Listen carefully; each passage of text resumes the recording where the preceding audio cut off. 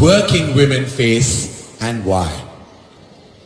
I would say equality, and because we saw a society when unfortunately many women in different countries don't have the same opportunity.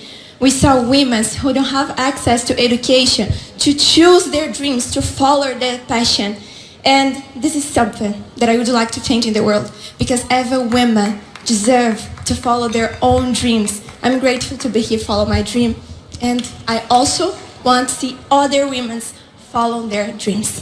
Thank you. Thank you. This is the power of dreams then. Thank you. And Tobago. So the same question, according to you, what is the most pressing issue that most working women face and why? Well, I can only speak from a Caribbean perspective. I come from beautiful but small islands, and I have to say sometimes it's not a lack of talent or skills, it's a lack of opportunities. So I'm so grateful for Miss Rule because you're allowing me this platform to really follow my dreams, as my sister said. But the truth is, I just want to take this moment to speak to every little boy and every little girl from my country, my small island, and other small nations that may be watching this. I want you to know your voice is just as powerful as anybody else's. Your passion is just as needed. Your light is just as bright. I believe in you, but you have to believe in yourself and come represent our small island nations. Thank you. Wow. Beautiful answers from both ladies. Let's give it up for Brazil and Trinidad and Tobago. If you could convince people from all over the world to adopt a green and planet-friendly practice, what would it be and why? Thank you very much for the question. It would definitely be agriculture. Where I come from, we're very big on sustainable agriculture. And this is because it's not just an issue of green. It's also an issue of solving issues such as hunger and poverty and ensuring that communities and people who are unable to make a living can sustain themselves. But more than that, every time we take care of nature, we take care of the future. I'd love to encourage every single person to take up social responsibility and ensure from a very personal level that you take your part in being a Beauty with a Purpose ambassador and sustaining our environment and our beautiful world. Give it up for Botswana. Uganda over here beside me, and this will be the same question. If you could convince people from all over the world to adopt a green and planet-friendly practice, what would it be and why? If I would convince people, one thing I would tell them is to plant trees. When we plant trees, we avoid drought. I'm going to speak from my background. Where I come from, people are very poor because they face drought. When you face drought, you're going to sell up your children to go and get married.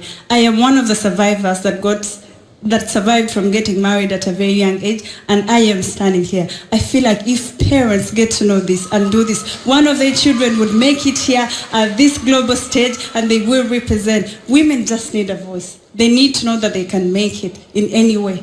Yes. Thank you so much. I believe both of you have inspired many women today. Czech Republic, the first question is for you. If you could shed light on an issue concerning women's health care, what would it be and why?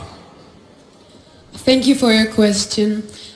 Being a woman is a big gift, and I can't be more grateful to stand here proudly as a woman representing all of the women in the world.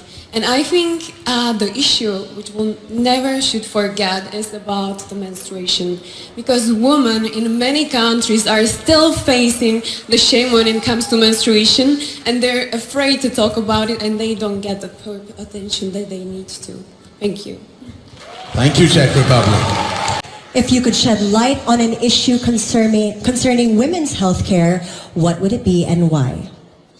I would shed light on the fact that there is a lack of compassion and that there is a stigma surrounding women's healthcare. Throughout the world, there's women facing period poverty who are made to feel embarrassed for being female. There's children who are missing school because of a natural bodily function. So I think it's up to all of us as strong, independent women representing our countries today to take a stand and educate the masses about this issue. All right, thank you so much. Again. The first question is for you. can you suggest a way that women can be empowered through social media? Well, today we live in a world where social media is of such power, of such use, that conversation and awareness can create change. And I do believe that social media has the power to change the world. Living in the Generation Z and being a part of Generation Z, just conversation and awareness around the fact of how women empowerment can take its recourse towards progressive march and perfection. And standing here on the platform of Miss World, I take the light to be the change, to be the source, and using social media to its utmost utility to be the power of change. Thank you, India. Suggest a way that women can be empowered through social media. Good evening, everyone.